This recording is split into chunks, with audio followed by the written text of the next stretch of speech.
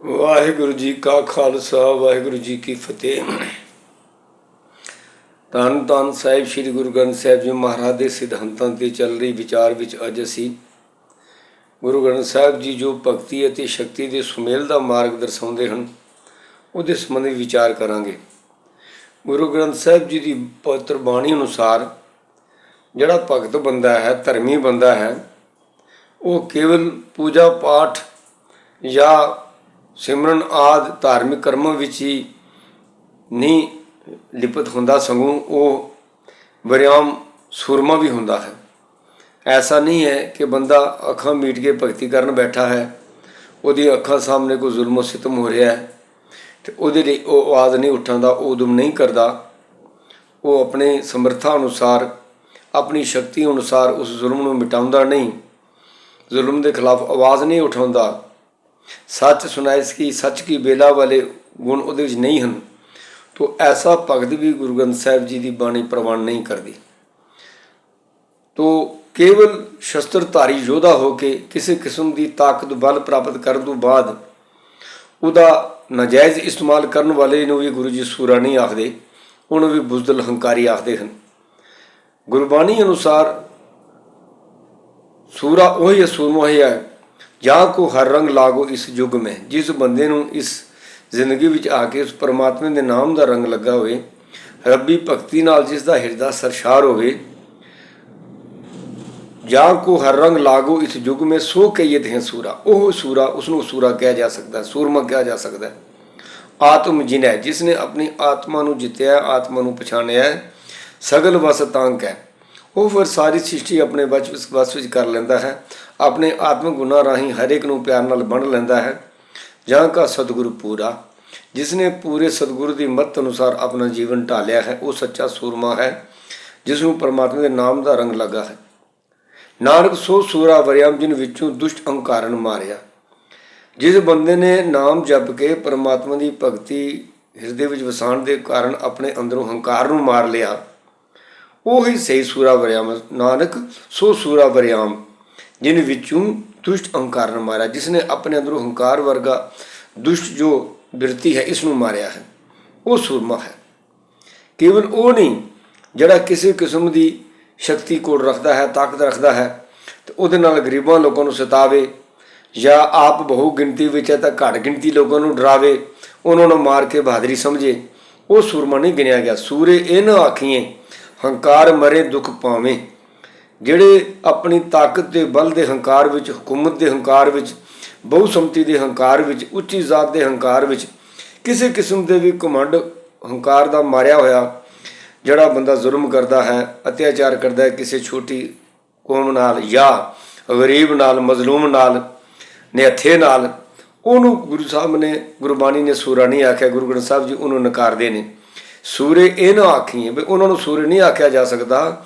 ਹੰਕਾਰ ਮਰੇ ਦੁੱਖ ਪਾਵੇਂ, ਜਿਹੜੇ ਹੰਕਾਰੇ ਹੋਏ ਦੂਜੇ ਨੂੰ ਮਾਰਦੇ ਨੇ, ਆਪ ਵੀ ਮਰਦੇ ਨੇ ਫਿਰ ਇਸ ਹੰਕਾਰ ਦੇ ਕਾਰਨ, ਅਤੇ ਦੁੱਖ ਪ੍ਰਾਪਤ ਕਰਦੇ ਨੇ। ਅੰਧੇ ਆਪ ਨਾ ਪਛਾਣਨੀ, ਉਹਨਾਂ ਨੂੰ ਆਪਣੇ ਅਸਲੇ ਦੀ ਪਛਾਣ ਤੇ ਨਹੀਂ ਹੁੰਦੀ ਵੀ ਉਹਨਾਂ ਦੇ ਅੰਦਰ ਕਿਤਨੀ ਬੁਜ਼ਦਿਲੀ ਹੈ, ਕਿੰਨਾ ਅਨਿਆ ਭਰਿਆ ਉਹਨਾਂ ਦਾ ਸੁਭਾਅ ਹੈ।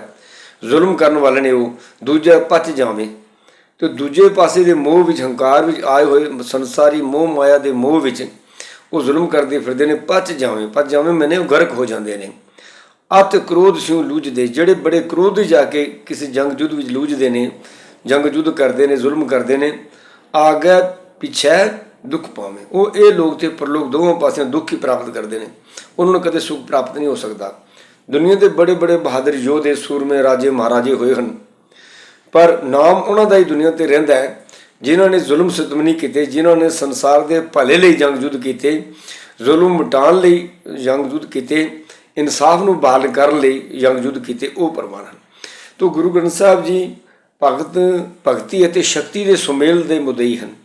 ਭਗਤ ਬੰਦਾ ਸ਼ਕਤੀਸ਼ਾਲੀ ਯੋਧਾ ਵੀ ਹੋਣਾ ਚਾਹੀਦਾ ਹੈ, ਸਿਰਫ ਮਾਲਾ ਫੇਰਨ ਵਾਲਾ ਹੀ ਨਹੀਂ ਕਿ ਉਹ ਆਪਣੀ ਰੱਖਿਆ ਨਾ ਕਰ ਸਕੇ, ਬਹੂ ਬੇਟੀ ਦੀ ਰੱਖਿਆ ਨਾ ਕਰ ਸਕੇ, ਕਿਸੇ ਮਜ਼ਲੂਮ ਦੀ ਰੱਖਿਆ ਨਾ ਕਰ ਸਕੇ, ਜ਼ੁਲਮ ਨੂੰ ਨਾ ਮਿਟਾ ਸਕੇ। ਐਸੇ ਭਗਤ ਵੀ ਗੁਰੂ ਗ੍ਰੰਥ ਸਾਹਿਬ ਪ੍ਰਵਾਨ ਨਹੀਂ ਕਰਦਾ। ਗੁਰੂ ਗ੍ਰੰਥ ਸਾਹਿਬ ਜੀ ਭਗਤੀ ਦੇ ਨਾਲ ਸ਼ਕਤੀ ਦਾ ਸੁਮੇਲ ਸੀ। ਇਸੇ ਵਾਸਤੇ ਗੁਰੂ ਗ੍ਰੰਥ ਸਾਹਿਬ ਜੀ ਦੀ ਬਾਣੀ ਉਚਾਰਨ ਵਾਲੇ ਸਤਿਗੁਰੂਆਂ ਨੇ ਜਿੱਥੇ ਭਗਤੀ ਮਾਰਗ ਲੋਕ, ਜਿੱਥੇ ਨਿਮਰਤਾ, ਪਿਆਰ, ਦਇਆ, ਹਮਦਰਦੀ ਉਹਨਾਂ ਦੇ ਵਿੱਚ ਰੱਬੀ ਗੁਣ ਮੌਜੂਦ ਸਨ, ਉੱਥੇ ਨਾਲ ਉਹ ਸ਼ਕਤੀਸ਼ਾਲੀ ਯੋਧੇ, ਬਹਾਦਰ ਸੂਰਮੇ ਵੀ ਸਨ। ਉਹਨਾਂ ਨੇ ਉਸ ਵਕਤ ਦੀ ਤਕੜੀ ਹਕੂਮਤ ਨਾਲ ਗੁਰੂ ਹਰਗੋਬਿੰਦ ਸਾਹਿਬ ਨੇ 4 ਜੰਗ ਲੜੇ। ਗੁਰੂ ਗੋਬਿੰਦ ਸਿੰਘ ਜੀ ਪਾਤਸ਼ਾਹ ਨੇ ਤਕਰੀਬਨ 14 ਲੜੀਆਂ ਔਰ ਕਦੇ ਵੀ ਜ਼ੁਲਮ ਦੇ ਅੱਗੇ ਸੀਸ ਨਹੀਂ ਝੁਕਾਇਆ। ਗੁਰੂ ਅਰਜਨ ਦੇਵ ਜੀ ਨੇ ਭਾਵੇਂ ਜੰਗ ਯੁੱਧ ਨਹੀਂ ਕੀਤਾ, ਲੇਕਿਨ ਉਹਨਾਂ ਨੇ ਜ਼ੁਲਮ ਦੇ ਅੱਗੇ ਸਿਰ ਨਹੀਂ ਨਿਵਾਇਆ। ਉਹ ਆਪਣੀ ਜਾਨ ਦੇ ਦਿੱਤੀ ਲੇਕਿਨ ਸਿਰ ਨਹੀਂ ਨਿਵਾਇਆ। ਤੋ ਇਹ ਬਹਾਦਰੀ ਵਾਲੀ ਬੰਦਗੀ ਜਿਹੜੀ ਹੈ, ਗੁਰੂ ਗ੍ਰੰਥ ਸਾਹਿਬ ਜੀ ਇਹ ਸਿਖਾਉਂਦੇ ਹਨ। ਐਸੀ ਬੰਦਗੀ, ਐਸੀ ਭਗਤੀ ਨਹੀਂ ਜਿਹਦੇ ਵੀ ਬੁਜ਼ਦਿਲੀ ਹੋਵੇ, ਕਾਇਰਤਾ ਹੋਵੇ, ਐਸੀ ਨਹੀਂ। ਇੱਥੇ ਭਗਤੀ ਦਾ, ਸ਼ਕਤੀ ਦਾ ਸੁਮੇਲ ਹੈ। ਕਈ ਲੋਕ ਕਹਿ ਲੈਂਦੇ ਨੇ ਜੀ ਕਿ ਧਰਮੀ ਲੋਕਾਂ ਨੂੰ ਕੀ ਲੱਗੇ ਜੀ ਸ਼ਸਤਰਾਂ ਨਾਲ। ਇਹ ਗੱਲ ਜਿਹੜੀ ਹੈ ਗੁਰੂ ਗ੍ਰੰਥ ਸਾਹਿਬ ਜੀ ਪ੍ਰਮਾਣ ਨਹੀਂ ਕਰਦੇ। ਗੁਰੂ ਗ੍ਰੰਥ ਸਾਹਿਬ ਦਾ ਇਹ ਮੌਲਿਕ ਸਿਧਾਂਤ ਹੈ ਕਿ ਇੱਕ ਭਗਤ ਬੰਦਾ ਜਿਹੜਾ ਹੈ ਉਹ ਸੂਰਮਾ ਯੋਧਾ ਵੀ ਹੋਣਾ ਚਾਹੀਦਾ ਹੈ। ਉਹ ਆਪਣੀ ਤੇ ਦੂਜੇ ਦੀ ਰਾਖੀ ਕਰ ਸਕੇ, ਮਜ਼ਲੂਮ ਦੀ ਰਾਖੀ ਕਰ ਸਕੇ। ਲੇਕਿਨ ਉਹ ਐਸਾ ਨਾ ਹੋਵੇ ਕਿ ਅਤ ਕ੍ਰੋਧ ਸਿਉ ਲੂਝਦੇ ਆ ਗਿਆ ਪਿੱਛਾ ਦੁੱਖ ਪਾਏ। ਅਤ ਕ੍ਰੋਧ ਹੀ ਜਾ ਕੇ ਉਹ ਕਿਤੇ ਜੂਝਦੇ ਹਨ। ਮਿਸਾਲਾਂ ਮਿਲਦੀਆਂ ਨੇ ਕਿ ਗੁਰੂ ਸਾਹਿਬ ਜਦੋਂ ਮੈਦਾਨ ਜੰਗ ਵਿੱਚ ਲੜਦੇ ਸਨ, ਉਹਨਾਂ ਦੇ ਚਿਹਰੇ 'ਤੇ ਕਹਿੰਦੇ ਨੇ ਕੋਈ ਗੁੱਸਾ ਨਹੀਂ ਹੁੰਦਾ। ਇੱਕ ਮੁਸਲਮਾਨ ਸ਼ਾਇਰ ਜਿਸ ਨੇ ਗੁਰੂ ਹਰਗੋਬਿੰਦ ਸਾਹਿਬ ਨੂੰ ਜੰਗ ਕਰਦਿਆਂ ਅੱਖੀਂ ਵੇਖਿਆ, ਉਸਨੇ ਇਹ ਲਿਖਤ ਲਿਖੀ ਕਿ ਗੁਰੂ ਹਰਗੋਬਿੰਦ ਸਾਹਿਬ ਜਦੋਂ ਲੜਦੇ ਸਨ, ਉਹਨਾਂ ਦੇ ਚਿਹਰੇ 'ਤੇ ਬਿਲਕੁਲ ਗੁੱਸਾ ਨਹੀਂ ਹੁੰਦਾ। ਇਸ ਤਰ੍ਹਾਂ ਲੱਗਦਾ ਸੀ ਕਿ ਜਿਸ ਤਰ੍ਹਾਂ ਇੱਕ ਉਸਤਾਦ ਆਪਣੇ ਸ਼ਾਗਿਰਦ ਨੂੰ ਸ਼ਸਤਰ ਵਿਦਿਆ ਸਿਖਾ ਰਿਹਾ ਹੁੰਦਾ ਹੈ, ਉਹਦੇ ਚਿਹਰੇ 'ਤੇ ਕੋਈ ਦੁਸ਼ਮਣੀ ਦੀਆਂ ਭਾਵਨਾਵਾਂ ਜਾਂ ਗੁੱਸਾ ਨਹੀਂ ਹੁੰਦਾ। ਤੋ ਇਸ ਤਰ੍ਹਾਂ ਗੁਰੂ ਸਾਹਿਬ ਬਿਲਕੁਲ ਸਹਿਜ ਸੁਭਾਅ ਵਿੱਚ ਲੜਦੇ ਸਨ। ਪਹਿਲੇ ਖਾਂ ਜਦੋਂ ਗੁਰੂ ਸਾਹਿਬ 'ਤੇ ਹਮਲਾਵਰ ਹੋ ਕੇ ਆਇਆ, ਗੁਰੂ ਸਾਹਿਬ ਨੇ ਉਸ ਨੂੰ ਵਾਰ ਕਰਨ ਦਾ ਮੌਕਾ ਦਿੱਤਾ। ਫਿਰ ਜਦੋਂ ਉਹ ਵਾਰ ਕਰਨ ਵਿੱਚ ਕਾਮਯਾਬ ਨਾ ਹੋਇਆ, ਫਿਰ ਗੁਰੂ ਸਾਹਿਬ ਦੇ ਹੱਥੋਂ ਫੱਟੜ ਹੋ ਕੇ ਡਿੱਗਿਆ। ਪਰ ਗੁਰੂ ਸਾਹਿਬ ਦੇ ਦਿਲ ਵਿੱਚ ਫਿਰ ਉਹਦੇ ਲਈ ਹਮਦਰਦੀ, ਪਿਆਰ ਸੀ। ਉਤਰ ਕੇ ਉਸ ਨੂੰ, ਉਸਦੇ ਸੀਸ ਨੂੰ ਸੰਭਾਲਿਆ, ਉਸਦਾ ਮੂੰਹ ਸਾਫ਼ ਕੀਤਾ ਖੂਨ ਨਾਲ ਭਰਿਆ ਹੋਇਆ, ਅਤੇ ਉਹਨੂੰ ਇਹ ਯਾਦ ਕਰਵਾਇਆ ਕਿ ਤੇਰਾ ਉਸ ਪਰਮਾਤਮਾ ਦੇ ਦਰ 'ਤੇ ਜਾਣ ਦਾ ਵੇਲਾ ਹੈ। ਅੱਲਾ ਨੂੰ ਯਾਦ ਕਰ, ਤੇਰੀ ਆਖਰੀ ਘੜੀ ਹੈ। ਉਸ ਵਕਤ ਉਹਦੀ ਸੁਰਤ ਜਾਗੀ ਕਿ ਮੈਂ ਗੁਰੂ ਸਾਹਿਬ ਦਾ ਹੀ ਪਾਲਿਆ ਹੋਇਆ, ਅੱਜ ਗੁਰੂ ਸਾਹਿਬ ਨਾਲ ਲੜ ਕੇ ਹੰਕਾਰ ਵਿੱਚ ਆਇਆ ਹੋਇਆ, ਮੈਂ ਜ਼ੁਲਮ ਵਾਸਤੇ ਆਇਆ ਸਾਂ, ਇਸ ਲਈ ਅੱਜ ਮੈਂ ਮਾਰਿਆ ਗਿਆ ਹਾਂ। ਉਸ ਵਕਤ ਉਹਨੇ ਕਿਹਾ, ਮਹਾਰਾਜ ਮੇਰੇ ਖੁਦਾ ਵੀ ਤੁਸੀਂ ਹੋ, ਤੁਸੀਂ ਮੇਰੇ 'ਤੇ ਮਿਹਰ ਕਰੋ। ਇਹ ਮਿਸਾਲਾਂ ਨੇ ਸੰਤ ਲੋਕਾਂ ਦੀਆਂ, ਧਰਮੀ ਲੋਕਾਂ ਦੀਆਂ। ਜਿਹੜੇ ਸੱਚੇ ਧਰਮੀ ਸੰਤ ਸਿਪਾਹੀ ਹੁੰਦੇ ਨੇ, ਉਹਨਾਂ ਦੇ ਵਿੱਚ ਉਹ ਜੋਸ਼ ਹੁੰਦਾ ਹੈ, ਜਜ਼ਬਾ ਹੁੰਦਾ ਹੈ, ਉਹਨਾਂ ਦੀ ਸੂਰਮਗਤੀ ਹੁੰਦੀ ਹੈ। ਲੇਕਿਨ ਉਸ ਸੂਰਮਗਤੀ, ਜੋਸ਼, ਜਜ਼ਬੇ ਪਿੱਛੇ ਹੰਕਾਰ ਨਹੀਂ ਹੁੰਦਾ, ਘਮੰਡ ਨਹੀਂ ਹੁੰਦਾ, ਕ੍ਰੋਧ ਨਹੀਂ ਹੁੰਦਾ, ਜ਼ੁਲਮ ਕਰਨ ਦੀ ਭਾਵਨਾ ਨਹੀਂ ਹੁੰਦੀ। ਉਹ ਜਦੋਂ ਵੀ ਸ਼ਸਤਰ ਚੁੱਕਦੇ ਨੇ, ਜ਼ੁਲਮ ਮਿਟਾਉਣ ਵਾਸਤੇ ਚੁੱਕਦੇ ਨੇ। ਉਹ ਕਦੇ ਵੀ ਜ਼ੁਲਮ ਕਰਨ ਵਾਸਤੇ ਸ਼ਸਤਰ ਨਹੀਂ ਚੁੱਕਦੇ। ਐਸਾ ਇੱਕ ਵੀ ਕੋਈ ਦ੍ਰਿਸ਼ਟਾਂਤ ਨਹੀਂ ਮਿਲਦਾ ਕਿ ਗੁਰੂ ਸਾਹਿਬਾਨ ਨੇ ਸ਼ਸਤਰ ਚੁੱਕਿਆ ਲੇਕਿਨ ਕਦੇ ਵੀ ਜ਼ੁਲਮ ਕਰਨ ਵਾਸਤੇ ਸ਼ਸਤਰ ਚੁੱਕਿਆ ਹੋਵੇ, ਜਾਂ ਆਪ ਹਮਲਾਵਰ ਹੋ ਕੇ ਕਿਸੇ ਦੂਜੀ ਕੌਮ 'ਤੇ ਗਏ ਹੋਣ, ਕਿਸੇ ਕੌਮ ਨੂੰ ਮਿਟਾਉਣ ਲਈ, ਜਾਂ ਕਿਸੇ ਰਾਜ ਪਾਰ 'ਤੇ ਕਬਜ਼ਾ ਕਰਨ ਲਈ, ਕਿਸੇ ਇਲਾਕੇ 'ਤੇ ਕਬਜ਼ੇ ਕਰਨ ਲਈ। ਉਹਨਾਂ ਨੇ ਕਦੇ ਜੰਗ ਯੁੱਧ ਨਹੀਂ ਕੀਤੇ। ਜ਼ੁਲਮ ਮਿਟਾ ਲਈ ਉਹਨੇ ਸ਼ਸਤਰ ਚੁੱਕੇ। ਤਾਂ ਗੁਰੂ ਗ੍ਰੰਥ ਸਾਹਿਬ ਇਸ ਗੱਲ ਦਾ ਮੁਦਈ ਹੈ, ਇਸ ਗੱਲ ਦਾ ਇਹ ਸਿਧਾਂਤ ਹੈ ਗੁਰੂ ਗ੍ਰੰਥ ਸਾਹਿਬ ਦਾ ਕਿ ਇੱਕ ਭਗਤ ਬੰਦਾ ਜਿਹੜਾ ਹੈ ਉਹ ਸੂਰਮਾ ਹੋਣਾ ਚਾਹੀਦਾ ਹੈ, ਯੋਧਾ ਹੋਣਾ ਚਾਹੀਦਾ ਹੈ। ਉਹ ਬੁਜ਼ਦਲ, ਮੁਰਦਾਰ, ਕਾਇਰ ਨਹੀਂ ਹੋਣਾ ਚਾਹੀਦਾ। ਉਹ ਆਪ ਆਪਣੀ ਕੌਮ ਦੀ, ਬਹੁ ਬੇਟੀ ਦੀ, ਮਜ਼ਲੂਮ ਦੀ, ਗਰੀਬ ਦੀ ਰਕਸ਼ਕ ਹੋਣਾ ਚਾਹੀਦਾ ਹੈ। ਉਹ ਐਸਾ ਨਹੀਂ ਹੈ ਕਿ ਬਸ ਖਾਲੀ ਆਪ ਭਗਤੀ ਭਾਵੀ ਲੱਗਾ ਰਹੇ, ਬਾਕੀ ਦੁਨੀਆ ਸੜੇ ਮਰੇ, ਇਸ ਗੱਲ ਦੀ ਕੋਈ ਪਰਵਾਹ ਨਹੀਂ। ਗੁਰੂ ਨਾਨਕ ਸਾਹਿਬ ਨੇ ਦੇਖੋ ਰਾਜੇ ਮਹਾਰਾਜੇ ਨੂੰ ਵੀ ਉਹਨਾਂ ਨੇ ਚੈਲੰਜ ਕੀਤਾ, ਰਾਜੇ ਸ਼ੀ ਮੁਕੱਦਮ ਕੁੱਤੇ ਜਾਇਜ਼ ਗਨ ਬੈਠੇ ਸੁੱਤੇ। ਰਾਜੇ ਨੂੰ ਵੀ ਕਿਹਾ, ਬਾਬਰ ਨੂੰ ਗੁਰੂ ਸਾਹਿਬ ਨੇ ਮੂੰਹ 'ਤੇ ਜਾਬਰ ਕਹਿ ਦਿੱਤਾ। ਤੋ ਭਗਤਾਂ ਲੋਕਾਂ ਵਿੱਚ ਇਹ ਜਜ਼ਬਾ ਹੁੰਦਾ ਹੈ। ਭਗਤ ਇਹ ਨਹੀਂ ਕਿ ਉਹਨੂੰ ਕਹੀਏ ਵੀ ਤੁਸੀਂ ਗੁਫਾ 'ਚ ਬਹਿ ਕੇ ਕਿਤੇ ਜੰਗਲੇ ਬਹਿ ਕੇ ਮਾਲਾ ਫੇਰਦੇ ਰਹੋ, ਇਹ ਨਹੀਂ ਹੈ। ਭਗਤੀ ਇਹ ਨਹੀਂ ਸਿਖਾਉਂਦੀ। ਭਗਤੀ ਦੇ ਨਾਲ ਸ਼ਕਤੀ ਦਾ ਹੋਣਾ ਬਹੁਤ ਜ਼ਰੂਰੀ ਹੈ।